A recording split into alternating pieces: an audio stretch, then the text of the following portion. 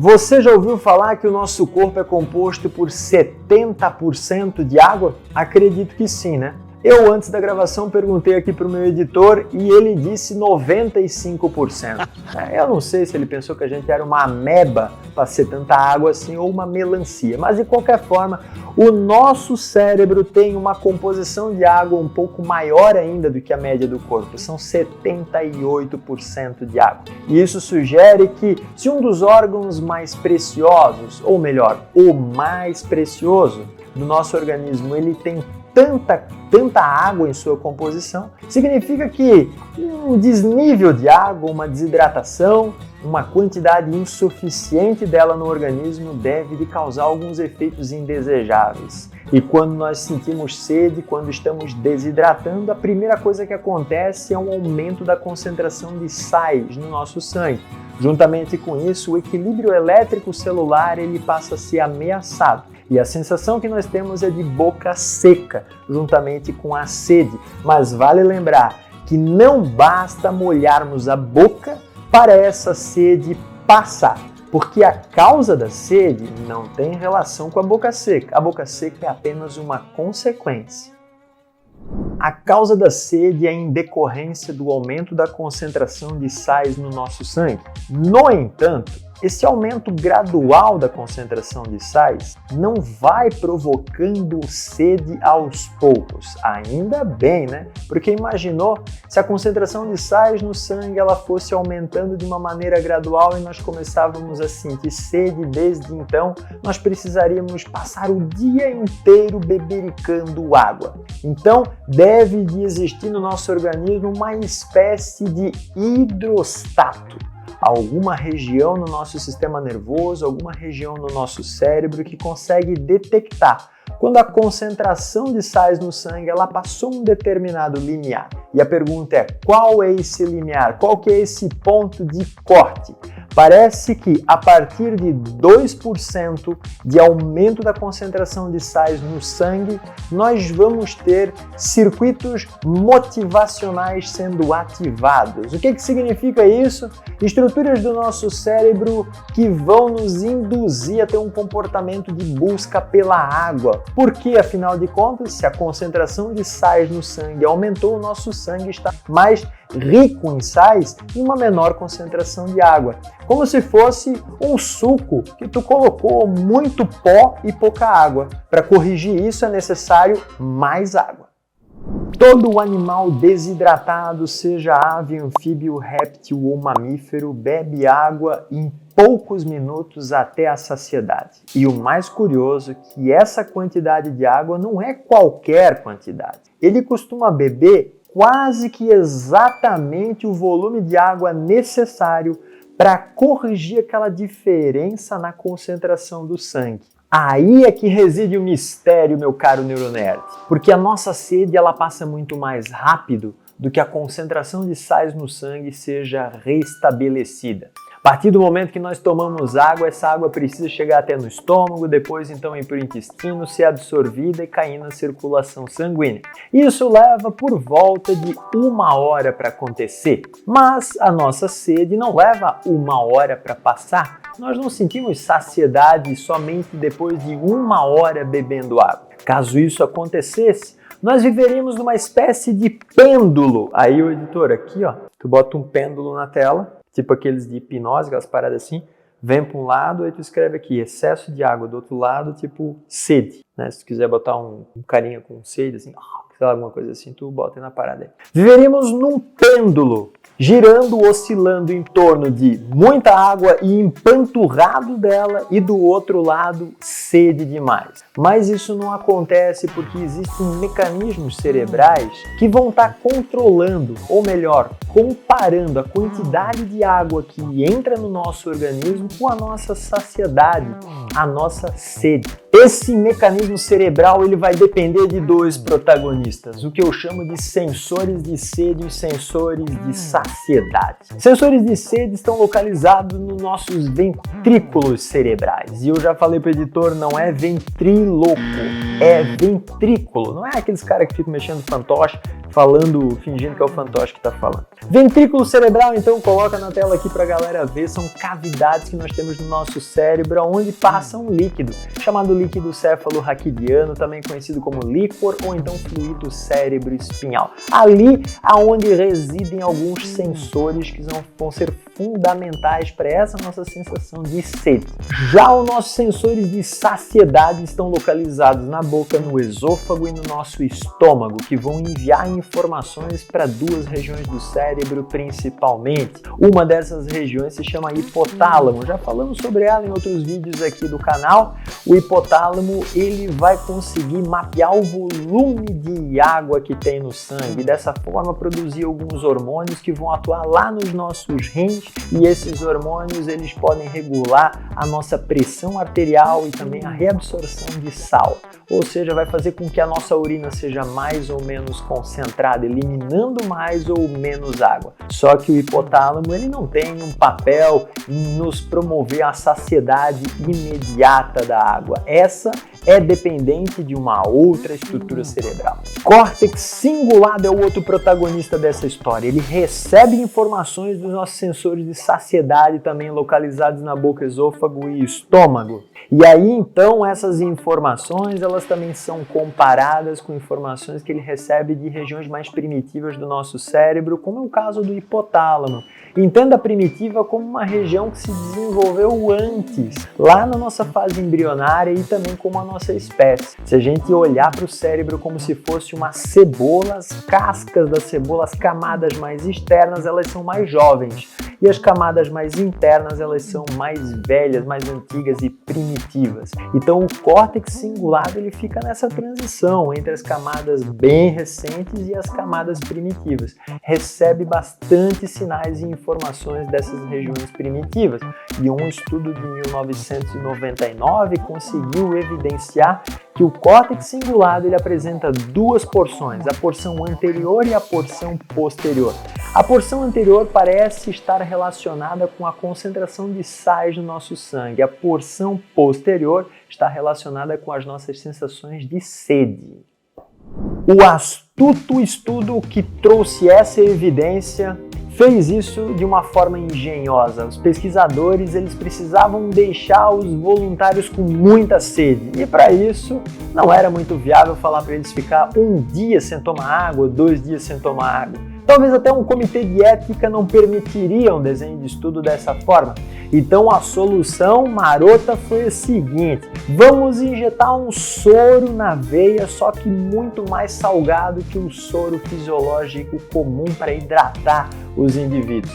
A concentração de sal era tanta que fazia com que o indivíduo ele começasse a ter sintomas como se estivesse desidratando, como se estivesse necessitando de mais água. A boca ficava seca e havia uma sede imediatamente após a ingestão desse soro aí. E aí então, quando chegava-se aos 40 minutos dessa aplicação, os indivíduos chegaram no pico de sede. Nesse momento, colocavam-se na ressonância magnética funcional para mapear a atividade cerebral deles. Depois disso, então, eles molhavam a boca, botavam um gole de água na boca e cuspiam fora e mapeavam a atividade cerebral deles. E numa terceira fase, um terceiro momento, eles tomavam água até ficarem saciados, até eliminar a sede, e aí então mapearam a atividade cerebral desses indivíduos. Os resultados foram o seguinte: quando a concentração de sais no sangue ela aumentava, havia também um aumento da atividade do córtex cingulado anterior.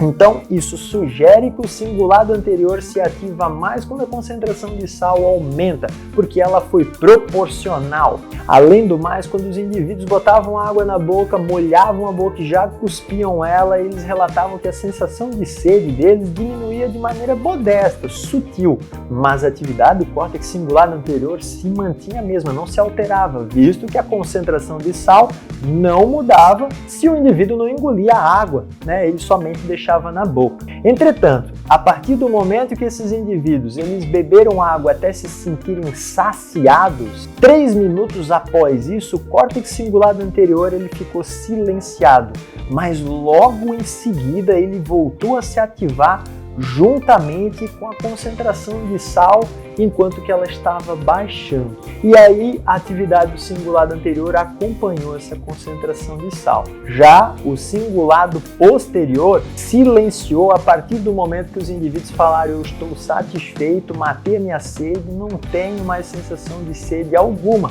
Uma forte evidência que a porção anterior do nosso cingulado ela está relacionada com a resposta que ele tem frente às alterações na concentração de sal no nosso sangue, e o cingulado posterior com a própria sensação de sede. Uma outra curiosidade muito bacana do córtex cingulado é a sua conexão também com os sistemas motivacionais, como o sistema de recompensa, envolvido no comportamento motivado. Comportamento motivado do quê? Motivado por buscar água, por exemplo, para sanar, matar a nossa sede. Essa evidência ela foi demonstrada lá em 1960 e poucos, onde pesquisadores colocaram eletrodos no córtex cingulado de macacos e deram choques nessa região do cérebro para ver se esses macacos eles bebiam água espontaneamente em decorrência daquele choque. E o que os pesquisadores notaram foi justamente isso. Dava um choque no córtex cingulado, os macacos bebiam água. Dava um choque, bebiam água de novo. E dessa forma eles conseguiram induzir um macaco de 4 quilos a beber até 400 ml de água. E isso equivale a um humano adulto beber 7 litros, bicho. Esse nosso sistema de regulação da sede, ele foi lapidado durante milhares de anos de evolução e ele parece ser excelente para nos manter hidratados. Lá pela década de 80 surgiu um boato que seria necessário nós ingerirmos cerca de 2 litros de água por dia. E esse boato ele veio de uma pesquisa científica que ela foi interpretada de uma maneira equivocada por parte dos divulgadores dessa pesquisa. Pois os estudos constataram que um ser humano, em média, perde cerca de 2 litros de água por dia. E aí então se deduziu: se nós perdemos 2 litros de água por dia, será necessário consumir 2 litros de água por dia. Mas tem um problema desse raciocínio, que a maior parte da água consumida, ela não vem de bebidas em si. Ela vem da nossa respiração, a umidade do ar é o suficiente para a gente já ingerir água, e também dos alimentos. Você come uma cenoura, tomate, carnes, massas em geral, todos os alimentos apresentam alguma concentração de água. E essa água, ela também entra na conta da nossa ingestão. Meu astuto neuroner deve estar se perguntando: então, Tiago, a neurociência aponta que não é necessário ficar consumindo 2, 3, 4 litros de água por dia? Pois é, esse nosso sistema de regulação de sede, ele funciona muito bem. E cerca de 1 litro de água por dia, tirando a água que a gente ingere através da respiração, a água que a gente ingere através da alimentação, já parece ser o suficiente. Seria o equivalente a dizer assim: beba água quando você tiver sede. Obviamente, quanto mais ativo, quanto mais calor o indivíduo ele estiver submetido, maior vai ser a sua perda hídrica. Quanto ele mais suar, então ele vai sentir mais sede, vai ter uma ingestão de água maior.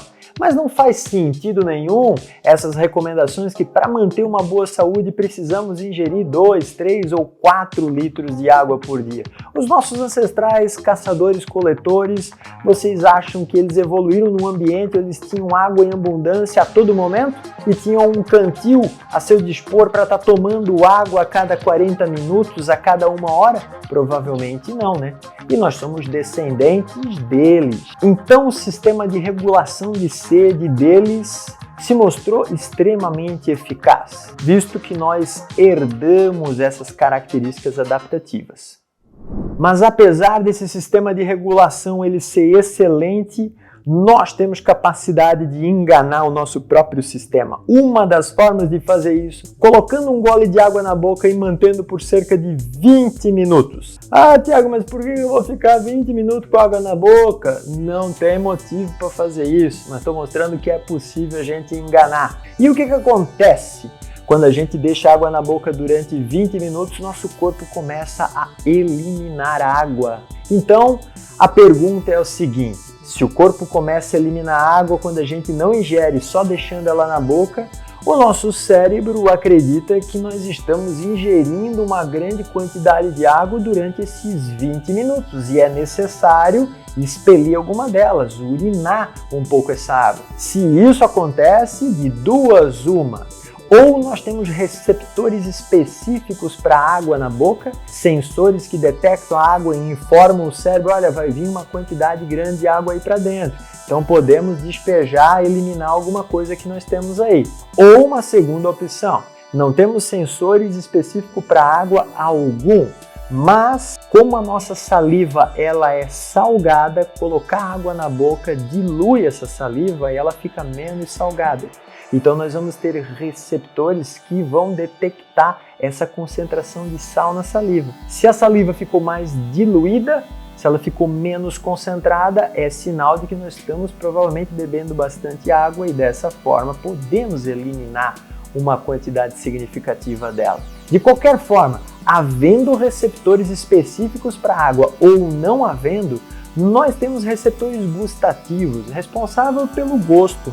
E qual a finalidade deles? Além de ser necessário para a formação do sabor que a gente vai sentir em determinado alimento, ele também informa o cérebro para preparar algumas respostas antecipadas. Então eu tenho receptores que vão detectar o açúcar, o sal, a proteína, alimentos ácidos na minha boca e vão falar para o cérebro, bicho, tá chegando uma quantidade boa de açúcar aí no organismo. Podemos já orquestrar uma série de reações químicas que não vão ocorrer, não vão deixar que ocorra pico de glicose. O nível de açúcar no sangue suba de uma maneira muito abrupta. Então já se prepara aí, fica ligado.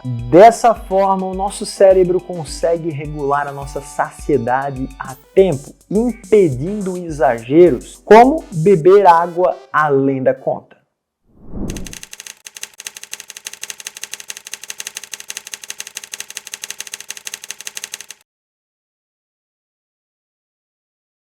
E aí, meu caro neuronerd, curtiu a nossa neurocuriosidade de hoje? Então não esqueça de curtir, se inscrever no canal e ativar o sininho, porque aqui tu já sabe, né, bicho? A neurociência é sem dobras.